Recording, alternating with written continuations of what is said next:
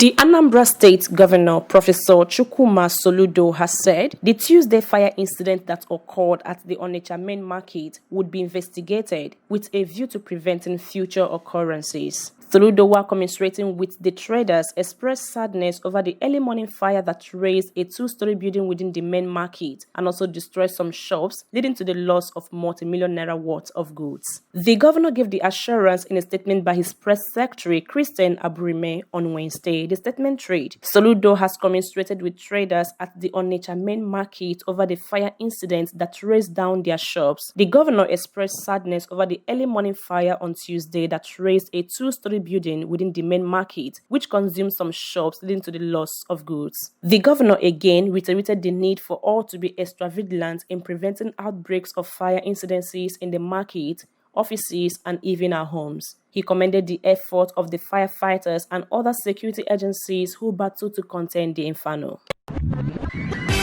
The governor of Lagos State, Babajide Sanwo-Olu, has said the Red Line Rail project will be ready for use as an alternative means of transportation for Lagosians before the end of his first term in office. The governor gave the assurance on Tuesday while speaking to journalists at Oyimbo in Lagos after an inspection tour of the ongoing Red Line Rail project and vehicular overpass bridges at Yaba and Oyimbo train stations. Sanwo-Olu was accompanied on the tour by his deputy, Dr. Obafemi Hamzat, the managing director of the Lagos Area Metropolitan Transport Authority, Engineer Bimbola Akinajo, and some cabinet members of his administration. While expressing satisfaction with the level of work on Red Line Rail, which is in its first phase from Oyimbo to Agbado, Sanwo-Olu said the state government would intensify efforts to educate and enlighten traders along the right of way of the Red Line Rail of the dangers of being there. The governor told journalists that the early resumption of work immediately after the 2023 elections was meant to fulfill the more work promised during the campaign to deliver the Lagos project.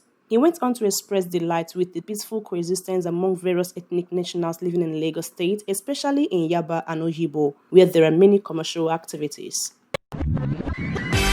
The federal government of Nigeria on Tuesday cautioned states to avoid a repeat of what happened in 2022, where over 600 persons were killed by floods and properties worth billions of naira were destroyed across various states of the Federation. It gave the warning at an event in Abuja, where the Ekiti state government announced its preparedness for the looming heavy flood situation earlier forecasted by two weather and climate agencies of the federal government. The Ekiti state governor, Biodun Oyebanji, who announced this at the headquarters of the National Emergency Management Agency, NEMA, also urged the federal government to support his state, pointing out that the forecast showed that the rainy season this year would be lengthy. The Nigerian Meteorological Agency, as well as the Nigeria Hydrological Services Agency, which are both agencies of the federal government, had predicted that this year would witness heavy floods based on their scientific findings. Responding to the request of the governor, the Director General, NEMA, Mustafa Ahmed, said Ekiti State should establish a local emergency management committee and warned state government to prevent a repeat of the havoc caused by floods in 2022.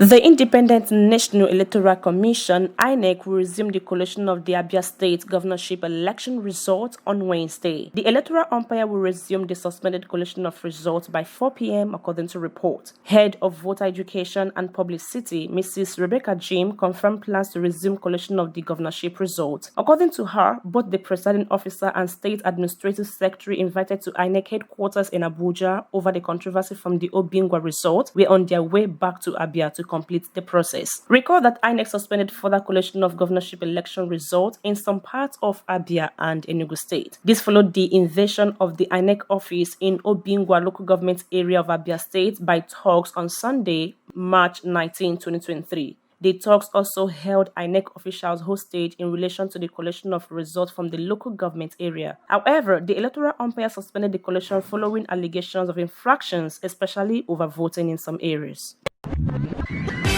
The Senate President, Ahmed Lawan, has stated that the Senate will investigate the 19 Constitution alteration bills rejected by the President, Major General Muhammadu Buhari retired. Lawan made this known during plenary on Tuesday. The National Assembly had in January transmitted 13 constitutional alteration bills to the President for assent. But Buhari had on Friday last week assented to 16 out of the 35 bills. Lawan noted that the most striking of the 16 bills that the President assented to was the 5th Alteration Bill number 6, which makes provisions for financial independence of state houses of assembly and the judiciary. The first of the 19 bills rejected by the President was the 5th Alteration Bill number 24, which sought an act to alter the second schedule to the 1999 Constitution to empower the National Assembly and the state houses of assembly to summon the President and governors to answer questions on issues on which the National and state houses of assembly have the powers to make.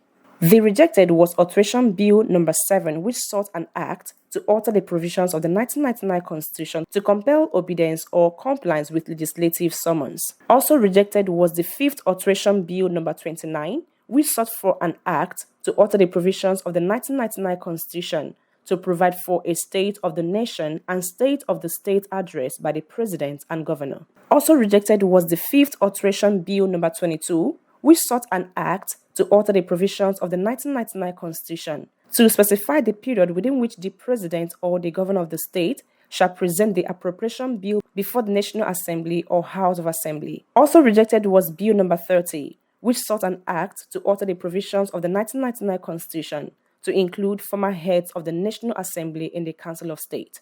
Also rejected was Bill number 14, which sought an act to alter the 1999 Constitution to move fingerprint, identification, and criminal records for the exclusive legislative list to the concurrent legislative list.